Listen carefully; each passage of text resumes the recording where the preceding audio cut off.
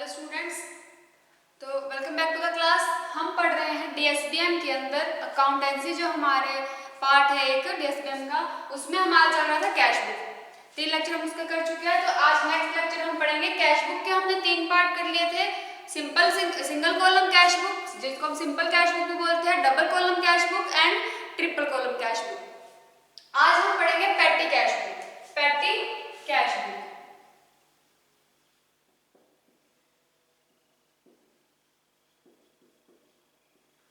सुनो, petty cash book होता क्या है। जैसे सभी बिजनेस के अंदर जितने भी बिजनेस होते हैं, छोटे छोटे बड़े वाले जो हमारे पास अमाउंट्स होते हैं, बड़े वाले सेल परचेजेस होते हैं, जितनी भी ट्रांजैक्शंस होती हैं, उनको तो हम जितने हमने पीछे कैश बुक्स पढ़ी उनके अंदर लिखते हैं। बट जो छोटे छोटे ट्रांजैक्शंस हो रहे हैं, छोटे छोटे खर्चे हो रहे हैं, छोटा छोटा लेन देन हो रहा है, उन स्मॉल जो पेमेंट्स है उनकी भी ट्रांजैक्शन हम रिकॉर्ड करते हैं।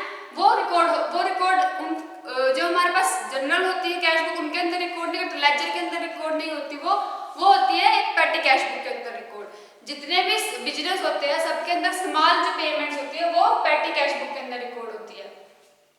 जैसे कि कन्वेंस हो गया, टेलीग्राम्स हो गए, बस का टैक्सी का किराया हो गया, स्टेशनरी का हो गया खर्चा, पोस्टेज का हो गया, और जो कार्टेज हो गया, या फिर अदर मिसलेनियस खर्चा, जितना भी अदर मिसलेनियस एक्सपेंसेस होते हैं वो सारे हमारे पैटी कैश बुक के अंदर आते हैं। अब जो पैटी कैशियर्स हैं, पैटी कैशियर मतलब जो पर्सन है, वो क्या करते हैं, इन इम्प्रेस्ड सिस्टम पे वर्क करते हैं। मतलब कि छोटे छोटे जो जितने भी ट्रांजैक्शंस या रिकॉर्ड है वो पैटी कैश बुक के अंदर रिकॉर्ड करते हैं। उनका क्या होता है, एक डेफिनेट सम होता है। इम्प्रेस्ड सिस्टम पे वर्क करते हैं, एक डेफिनेट सम होता है, ठीक है। उसके बाद क्या है, अब एडवांटेजेस भी तो है इसके। पैटी कैश बुक के एडवांटेजेस क्या क्या है। एडवांटेजेस में आएगा कि लेबर कम हो रही है। अब जो हमारे पास जनरल लेजर होता है, जो बड़ा बही खाता होता है, उसके अंदर हमें बिल्कुल एग्जैक्ट जितने भी बड़े बड़े ट्रांजैक्शन है वो सभी नोट करने पड़ते हैं। बट इसके अंदर हम क्या करते हैं, छोटे छोटे ट्रांजैक्शन फटाफट रिकॉर्ड कर देते हैं कि ये हमारा खर्चा हुआ है। तो एडवांटेज हो गया कि लेबर को सेव कर रहा है, क्योंकि सभी कैशियर्स जो होते हैं, पैटी कैशियर्स होते हैं, वो क्या करते हैं, क्योंकि वो बड़े वाला खाता खोलने की जरूरत नहीं पड़ती, इस पैटी कैश बुक के अंदर ही सब कुछ रिकॉर्ड कर देते हैं। उसकी वजह से अब देखो लेबर सेव हो रही है, टाइम भी तो सेव हो रहा है, क्योंकि जो बड़े वाली कैश बुक्स होती है वो क्या मेन कैश बुक्स होती है वो टाइम कंज्यूमिंग होती है। उनके अंदर एक एक ट्रांजैक्शन देख देख के करनी पड़ती है, कहाँ डेबिट हो रहा है कहाँ क्रेडिट हो रहा है, तो वो सब कुछ देखना पड़ता है। देन उसके बाद क्या क्या है, रिकॉर्डिंग सिंपल है इसकी, कि बस जो खर्चा हुआ उसको सीधा क्रेडिट में डाल दिया, ठीक है। देन इसके अंदर फ्रॉड होने के लेस चांसेस रहते हैं, कि कोई भी अब छोटे खर्चे में कोई कितना घपला कर सकता है, तो मतलब कि फ्रॉड होने के भी लेस चांसेस रहते हैं पैटी कैश बुक के अंदर।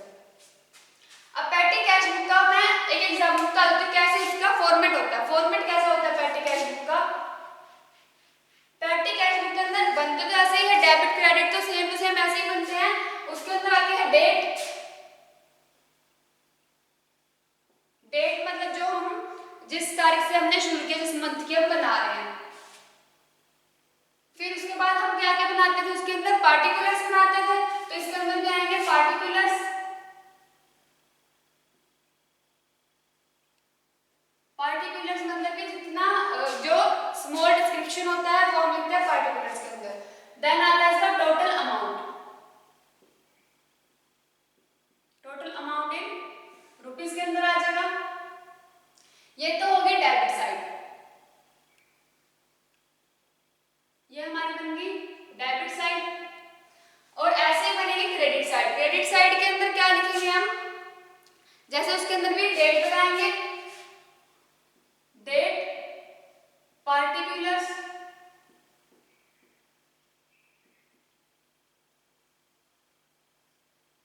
Total amount. उसके बाद आता है टोटल अमाउंट। एक लगता है वाउचर नंबर। वाउचर नंबर की वैसे तो मेन क्या होता है, जिसका वाउचर अगर कैश दे रहे हैं तो कैश तो डायरेक्ट लिखा जाएगा, और कोई वाउचर आ रहा है तो वो वाउचर नंबर लिखा जाता है।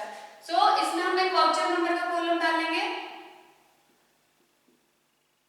देन टोटल अमाउंट जो रुपीस के अंदर होगा। फिर आ जाते हैं, अब खर्चे क्या कहाँ हो सकते हैं। खर्चे होते हैं जैसे कन्वेंस हो गया, ठीक है, कन्वेंस,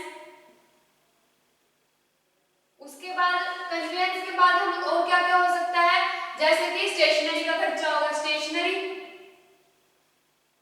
आप लोग पूरा पूरा लिखना, मेरे पास थोड़ा स्पेस कम है तो यहाँ पे हम लिखेंगे स्टेशनरी। उसके बाद हमारे पास आता है postage Telegram, postage and telegrams. Rupees के अंदर आएंगे सभी कॉलम्स, उसके साथ साथ हमें रुपीस में लिखना है। तो पोस्टेज एंड टेलीग्राम्स के बाद जैसे कार्टेज हो गया, कार्टेज और मिसलेनियस खर्चा। और क्या होता है मिसलेनियस, उसके बाद आता है रिमार्क्स। ठीक है, ये हमारा फॉर्मेट है। फॉर्मेट में एक बार रिपीट कर देती हूँ क्या क्या लिखा हुआ है।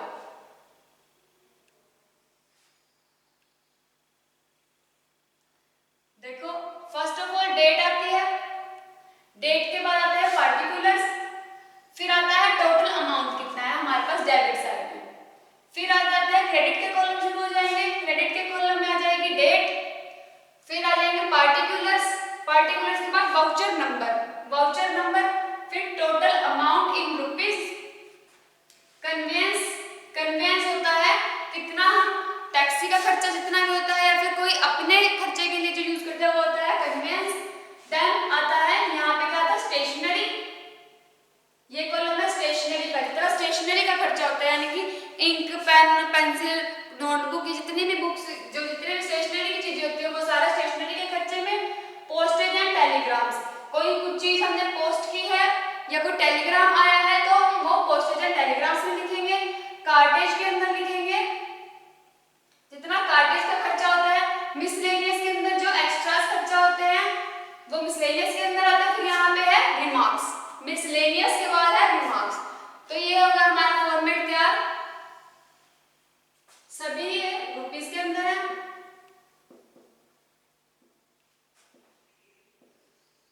ठीक है, अब डेट अगर हम शुरू, ये है हमारे पास एक न्यूमेरिकल जो हमें थोड़ी सी मैंने लिखी हुई है, ये थोड़ी एंट्रीज तो हम इसको करके देखेंगे। ये है मई 2005 की, हमें तैयार करनी है पेटी कैश बुक मई 2005 की। तो मई की ये एंट्रीज दे रखी है, हम इसको एंटर करते हैं। फर्स्ट ऑफ ऑल मैंने बोला है कि हमारे पास प्रेजेंट है 500 रुपीज इन मई, मई के अंदर हमारे पास 500 रुपीज इन हैंड थे।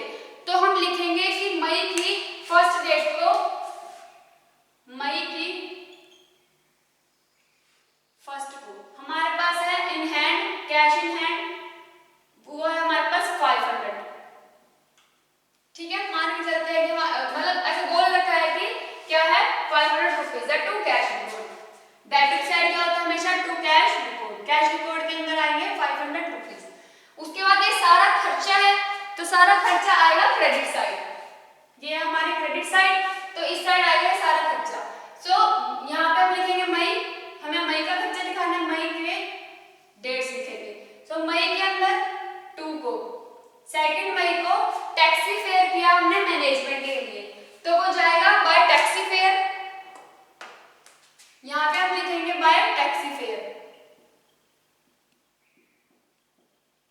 वाउचर नंबर हम अपनी तरफ से अभी के लिए हम अपनी तरफ से लगा रहे हैं कि फर्स्ट वाउचर नंबर है। उसके बाद टोटल अमाउंट कितना दिया हुआ है 32 रुपीज, तो टोटल हम लिख देंगे 32। टोटल वैसे बाद में लिखना चाहिए क्योंकि यहाँ से जितने भी होंगे वो सारे टोटल होके यहाँ पे लगा देंगे। तो टोटल 32 है। वो खर्चा कहाँ से, वो कन्वेंस, वो हमारी सुविधा के लिए, हमारी सुविधा के लिए हमने यूज किए हैं तो वो कन्वेंस के अंदर आ जाएंगे 32। देन है टाइपिंग पेपर, टाइपिंग पेपर कहाँ से मिलता है स्टेशनरी की शॉप से। तो टाइपिंग पेपर हमने खरीदा 3 को, यहाँ पे आएगा बाय टाइपिंग पेपर।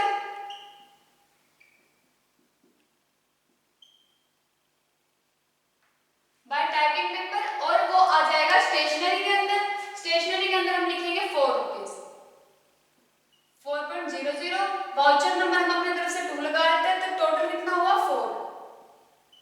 ठीक है, उसके बाद आते हैं वेजेस। वेजेस है टू कैजुअल वर्कर, वेजेस के अंदर हम लिखेंगे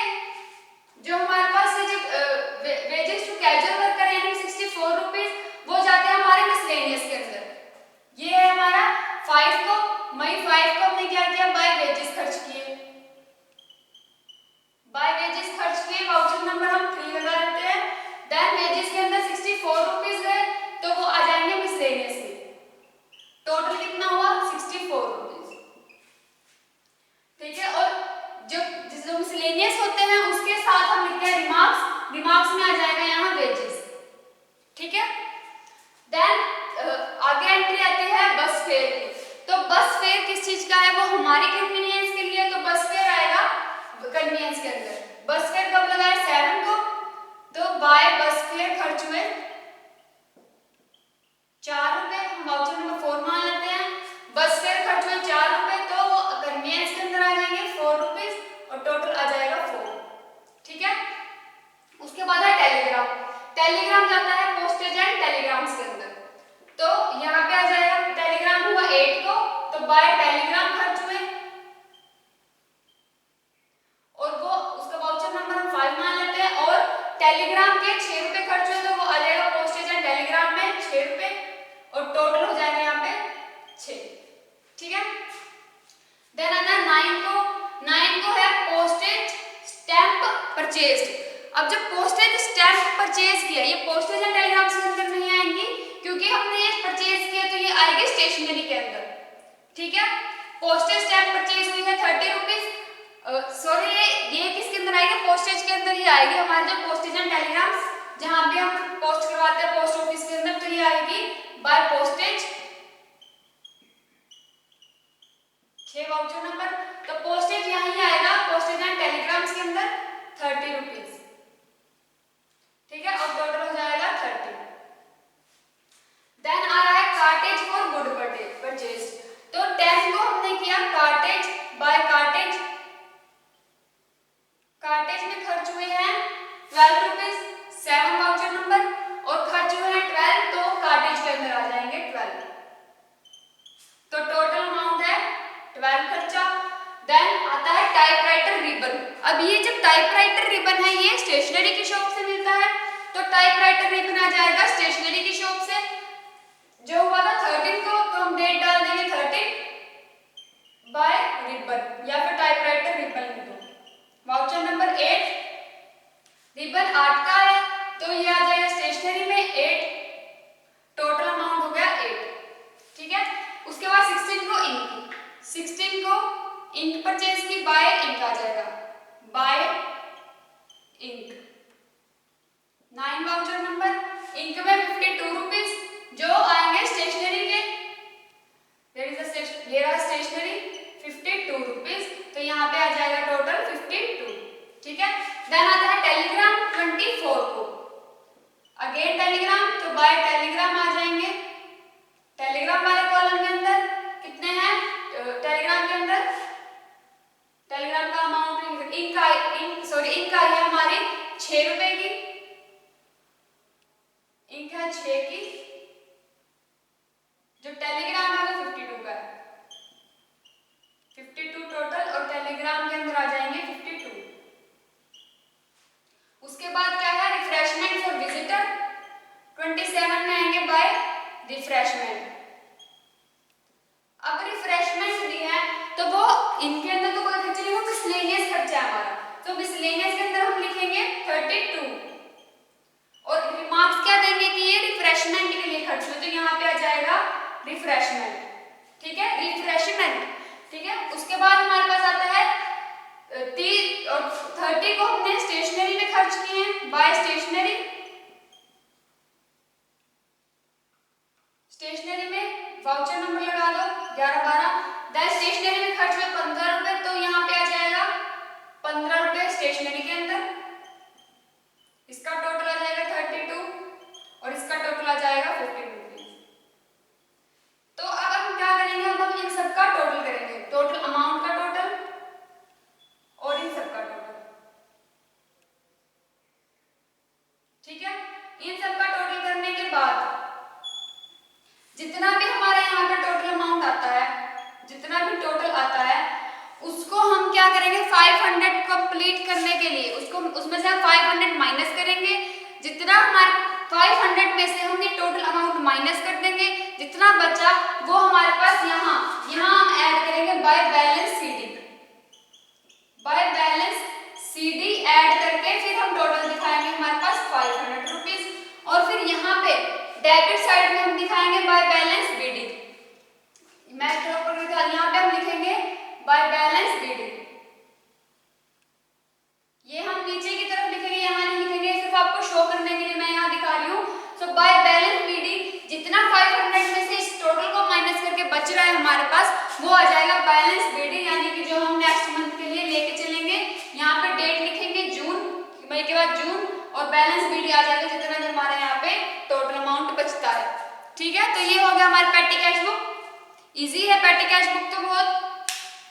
तो इसके बाद आता है हमारे पास other day purchase books. Main जो है हमारे पास इनके क्या याद रखने होते हैं, फॉर्मेट याद रखने होते हैं। तो सभी कैश बुक के फॉर्मेट तो सबको ही याद होने चाहिए।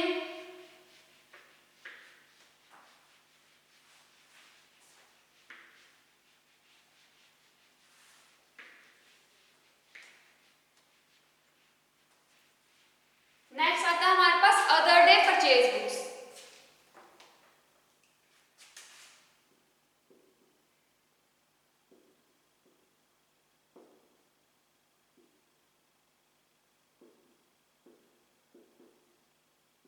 अदर डे परचेज बुक्स में होती है 4 टाइप्स की बुक्स। तो वो 4 कौन सी होती है? सबसे पहले आता है purchase journal book, purchase journal,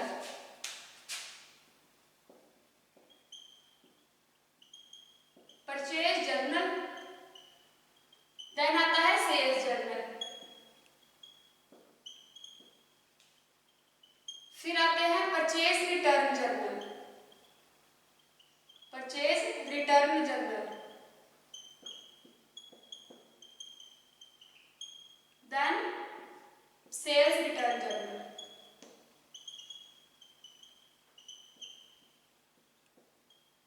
ये 4 टाइप्स की है अदर डे बुक्स। ठीक है, तो परचेज जर्नल के अंदर जितना भी सामान हम परचेज करते हैं वो सारा रिकॉर्ड किया जाता है परचेज जर्नल के अंदर। इसको हम इनवॉइस बुक भी बोलते हैं। क्या बोलते हैं? Invoice book, also known as invoice book.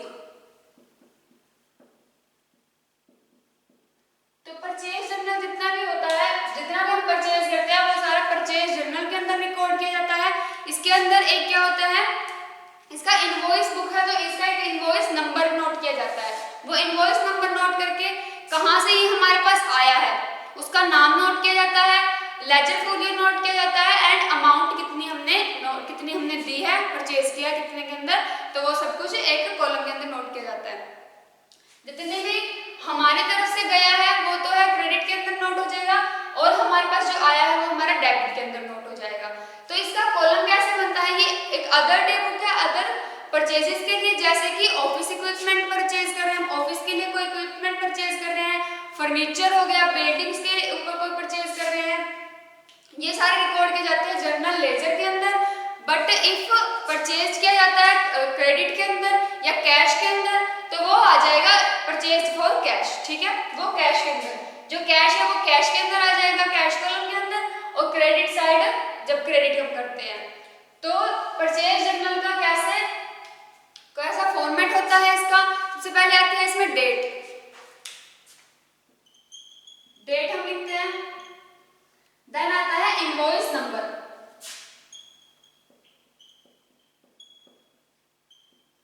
फिर आता है डिटेल ऑफ जो जिससे सेंड करवाई है हमने, यानी कि नेम ऑफ द सप्लायर, फिर लेजर फोलियो, और उसके बाद amount in rupees, name of supplier,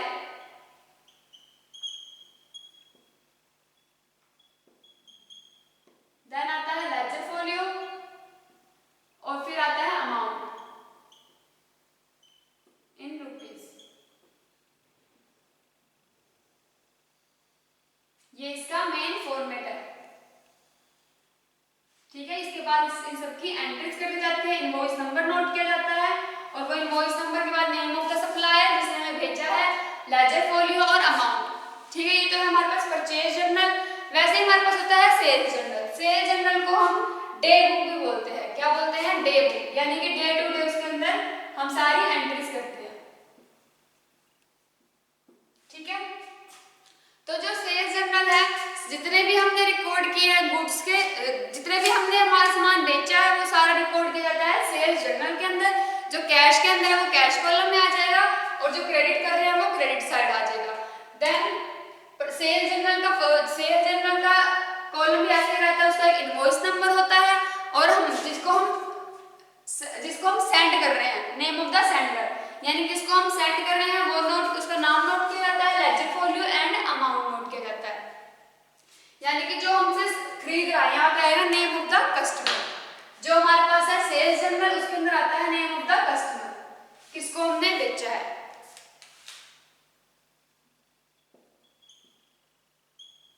customer का नेम नोट कर दिया जाता है, ठीक है। और इनवॉइस नंबर तो इसका भी होता ही है। और उसके बाद हमारे पास आता है purchase return journal. Purchase return journal यानी कि हमने कुछ खरीदा और हमें वो पसंद नहीं आया या फिर उसमें कुछ डिफेक्ट आ गया, तो हम उसको रिटर्न कर देते हैं। तो जब वो रिटर्न करते हैं, उसमें क्या होता है, उसको रिटर्न करते हैं, फिर उसके कॉलम्स बनते हैं। उसको भी उसका एक डेबिट नोट तैयार किया जाता है।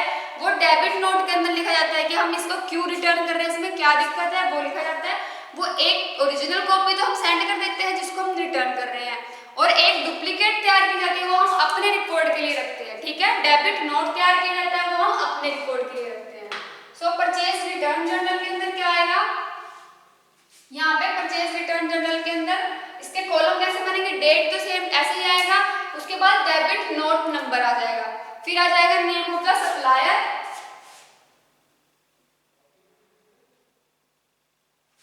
क्योंकि ये क्या तैयार होता है, डेबिट नोट तैयार होता है, तो इस पे आ जाएगा debit note number,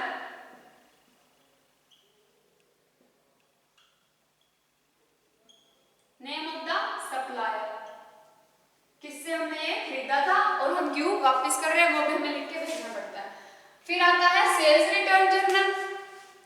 sales return journal के अंदर क्या आता है कि अगर कोई चीज हमारे पास वापस आती है, जब कोई चीज हमारे पास वापस आती है तो उसको हम सेल्स रिटर्न जर्नल के अंदर रिकॉर्ड करते हैं। सेल्स रिटर्न जर्नल में भी उसमें क्या है, डेबिट नोट होता है, एक क्रेडिट नोट तैयार किया जाता है। तो यहाँ पे आ जाएगा credit note and name of the customer, कि कौन से कस्टमर से हमें वापस मिल रही है, तो यहाँ पे आ जाएगा क्रेडिट नोट नंबर